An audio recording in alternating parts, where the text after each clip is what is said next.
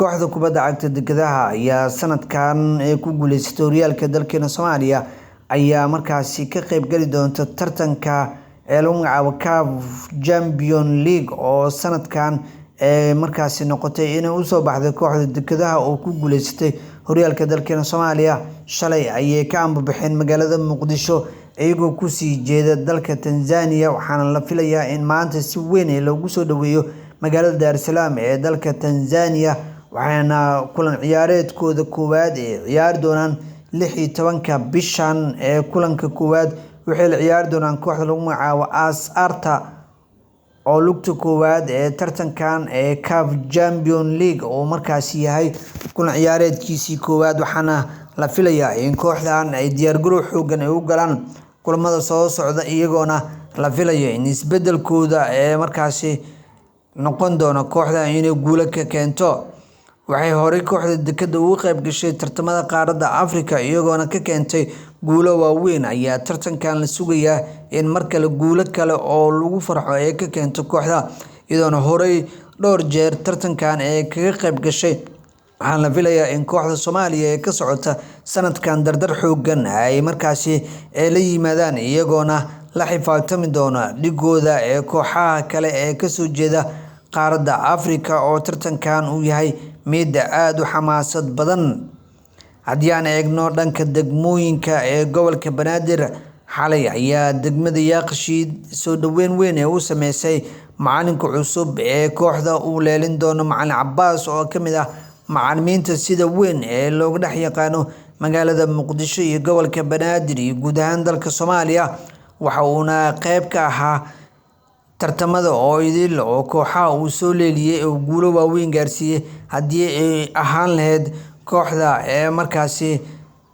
Badbaado oo markaasi guulo weyn cagta u gelisay, sidoo kale Dharkeenley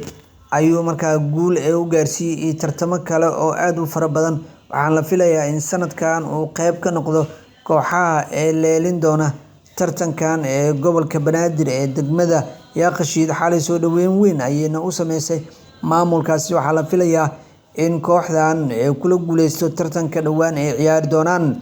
sidoo kale degmada Dharkeenley ayaa iyadana soo bandhigtay dhawaan Macalin Maxamed Ismaaciil Ibraahim, waxaana ka mid ah macallimiinta sida weyn ugu dhex muuqday tartanka degmooyinka gobolka Banaadir oo qayb weyn uu markaasi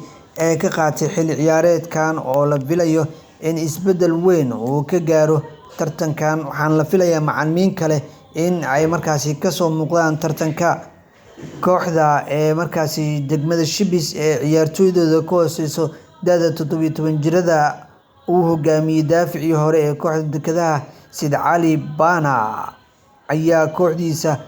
loogu deeqay qalab isboorti, waxaana guddoonsiiyay ururka Tayo oo markaasi ah urur si shaqsi markaasi mar walba ugu qayb qaata kaalin libaaxna ka qaata horumarinta isboortiga heer degmo ilaa iyo heer gobol. sidoo kale agabka isboortiga loogu deeqay kooxda degmada Shibis 17 jirada waxaa garoonka markaasi kula sugnaa legend ciyaaryahan hore Cumar Ganjab, waxaana horaantan sidoo kale isboortiga gobolka Banaadir Macalin Daawud iyo sidoo kale dad aad u fara badan ayaana qayb ka ahaa oo iyagana ay si weyn ugu soo dhex muuqday, waxayna u mahadceliyeen garoonka markaasi lagu guddoonsiiyay madaxa garoonka sidoo kale qayb ka ah garoonka markaasi Ayuub Jeenyo oo madax ka yahay Shaarkey ay markaasi mudnaanta koowaad siiyeen si kooxdan halkaasi tababar u qaataan. agabkan loogu talagalay in lagu horumariyo ciyaartooyda matalaya degmada Shibis da' walba oo noqoto, waxaana la filayaa 17 jiradan hadda tababarka u socda in ay ka soo dhex muuqan doonaan tartanka degmooyinka gobolka Banaadir oo dhawaan markaasi la ciyaari doona dhigooda markaasi qaybaha kala duwan tartankan uu yahay mid markaasi aad la isku soo diyaariyay. haddii aan eegno tartanka horyaalka kubadda gacanta ee gabdhaha dalkeena Soomaaliya, kulamadii ugu dambeeyay laga ciyaaray iyo kulanka maanta la ciyaarayo, kulankii ugu dambeeyay la ciyaaray waxaa iskaga hor yimid naadiga Hegan iyo sidoo kale gabdhaha kooxda Muqdisho City Club oo ay garoonka Wish ay ku qaabileen kulankii toddobaad ee horyaalka, waxaana ciyaartaasi kusoo idlaatay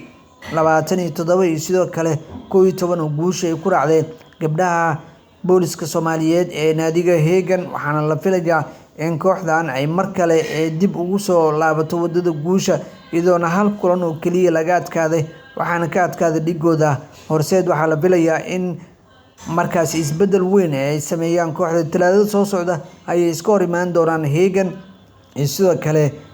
Horseed oo horyaalka ku loolamaya. haddii aan eegno kulanka maanta waxaa iswajahaya naadiga Madbacadda iyo sidoo kale Horseed oo galabta garoonka Wish ay ku qaadan doona kulankooda 8aad xilli ciyaareedkan, waana kooxda sanadkan difaacanaysa Horseed ee kubadda gacanta ayaa weli wadada guusha ku jirta iyadoona aan weli dhinaceeda dhulka la dhigin. ayaa la filayaa in galabta guul kale ay ka gaarto dhigooda kooxda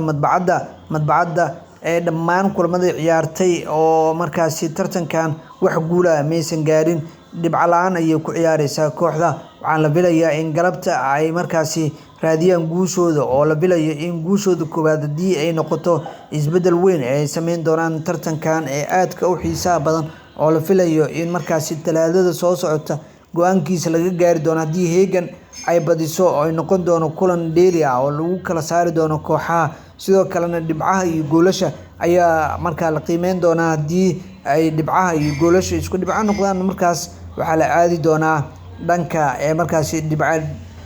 dheeriga marka laga soo tago in kulan kale ku celis ay noqon doonto si cid markaasi horyaalka ay u difaacdaan oo ay ku guuleystaan xilli ciyaareedkani oo qayb weyn ay markaasi ka yihiin labada kooxood ee Hegan iyo